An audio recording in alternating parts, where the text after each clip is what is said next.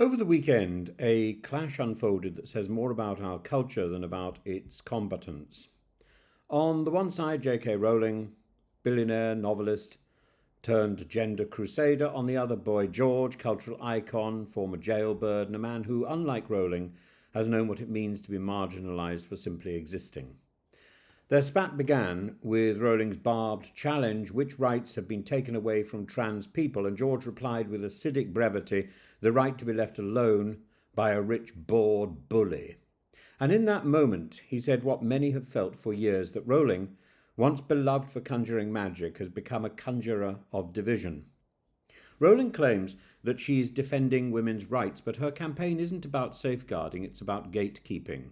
And it positions trans women as a threat by default and reduces a deeply personal experience of gender to a bureaucratic classification based solely on anatomy. It treats womanhood as an exclusive club with no room for the vulnerable outsider seeking safety and dignity. And her argument, dressed in rhetorical sophistication, is rooted ultimately in fear, not principle.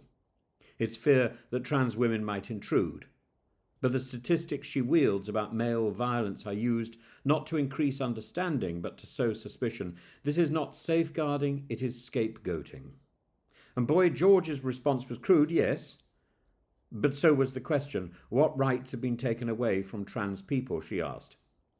And she asked this after celebrating a Supreme Court ruling that enshrines legal exclusions: the right to be recognised, the right to be safe, the right to exist in public without harassment. These are not theoretical, these are practical daily battlegrounds. And George was not pretending to be a legal scholar. He was calling out the tone, the posture, the theatrical contempt of someone punching down from a position of wealth and comfort. Rich, bored bully may be blunt, but it cuts to the truth of how Rowling now operates, gleefully stoking the fires of a moral panic at the expense of those already exhausted by the heat. And the debate is not about Rowling's personal trauma or Boy George's past misdeeds. It's about how we treat people who are already vulnerable.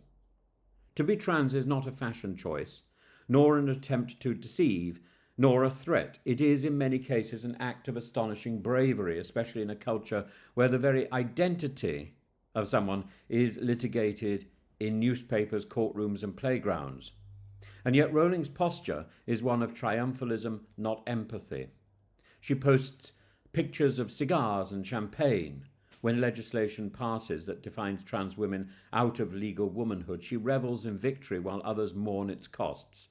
Now is the time for her to be gracious in success, to be kind, and to reach out. But she doesn't. She gloats, and she shows quite demonstrably that she's on the wrong side. Now, it may take some time before the law, before society catches up. But when you watch somebody gloating in that way, you know they're wrong. And Boy George, for all his past, is at least attempting to move towards compassion. J.K. Rowling appears to be moving away from compassion. What's needed now is not triumph or victory or a Twitter victory laps. It's humility, it's dialogue, it's the recognition that rights are not a zero-sum game. Protecting women and supporting trans people are not mutually exclusive. We can and we must do both. A civilized society doesn't measure its greatness by who it excludes, but by who it protects. And trans people are not a threat. They're not an ideology. They are people, our friends, our students, our family, who deserve respect, inclusion, and above all, safety. It's not a them or us situation. It's a both and. And J.K. Rowling once celebrated a situation, a world where a marginalized group of people triumphed, where love defeated hate, where difference was celebrated, and somewhere along the way she abandoned her own fiction's moral centre.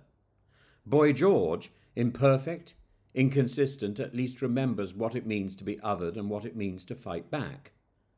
The debate will continue by all means, but let it proceed not with barbed wire and smirks, but with the simple radical act of kindness. It's not conformity to say that trans lives matter, it's decency. And decency is not a spell you cast, it's a choice you make.